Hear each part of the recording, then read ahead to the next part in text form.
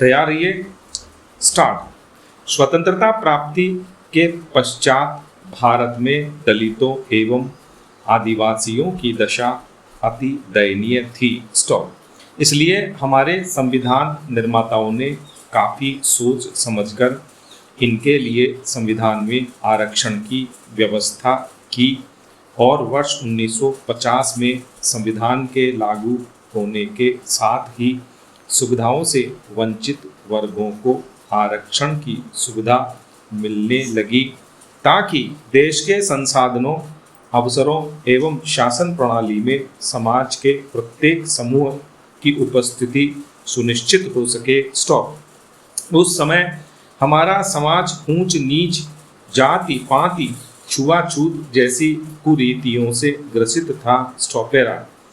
हमारे पूर्व प्रधानमंत्री श्री लाल बहादुर शास्त्री ने एक बार कहा भी था, यदि कोई एक व्यक्ति भी ऐसा रह गया जिसे किसी रूप में अछूत कहा जाए तो भारत को अपना सर शर्म से झुकाना पड़ेगा। स्टॉप।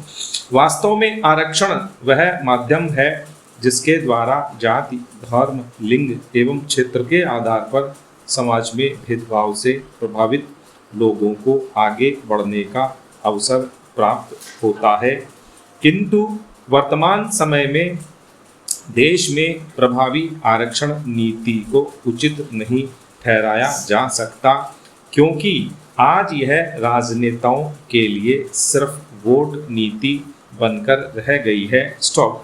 वंचित वर्ग का निचला तबका आरक्षण के लाभ से आज भी अछूता है। स्टॉपेरा। भारतीय संविधान में वंचित वर्गों के उत्थान के लिए विशेष प्रावधान का वर्णन इस प्रकार है।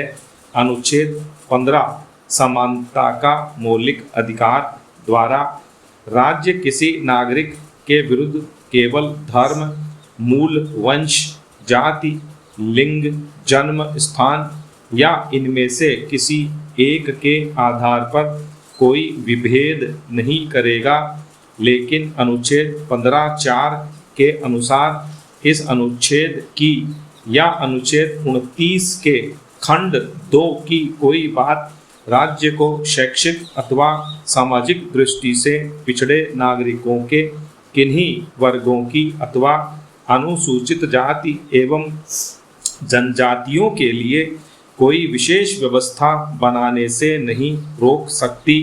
अर्थात राज्य चाहे तो इनके उत्थान के लिए आरक्षण या शुल्क में कमी अथवा अन्य उपबंध कर सकता है। स्टॉप। कोई भी व्यक्ति उसकी विधि मान्यता पर हस्तक्षेप नहीं कर सकता कि यह वर्ग विभेद उत्पन्न करते हैं। स्टॉप। पैरा।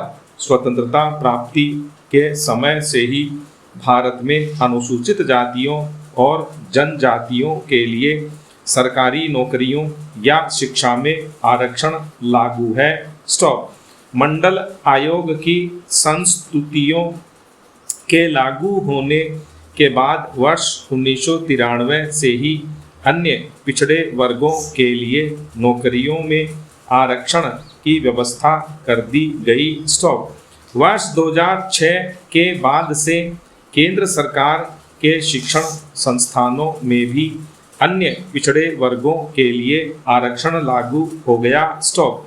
इस प्रकार आज समाज के अत्यधिक बड़े तबके को आरक्षण की सुविधाओं का लाभ प्राप्त हो रहा है, लेकिन इस आरक्षण नीति का परिणाम क्या निकला। स्टॉप। फेरा। अनुसूचित जातियों एवं जनजातियों के लिए आरक्षण लागू होने के लगभग 6 दशक बीत चुके हैं और मंडल आयोग की रिपोर्ट लागू होने के भी लगभग 2 दशक पूरे हो चुके हैं, लेकिन क्या संबंधित पक्षों को उसका पर्याप्त लाभ मिला। स्टॉप। सत्ता एवं सरकार अपने निहित स्वार्थों के कारण आरक्षण की नीति की समीक्षा नहीं करती। स्टॉपेरा। अन्य पिछड़े वर्गों के लिए मौजूद आरक्षण की समीक्षा तो संभव भी नहीं है। स्टॉप।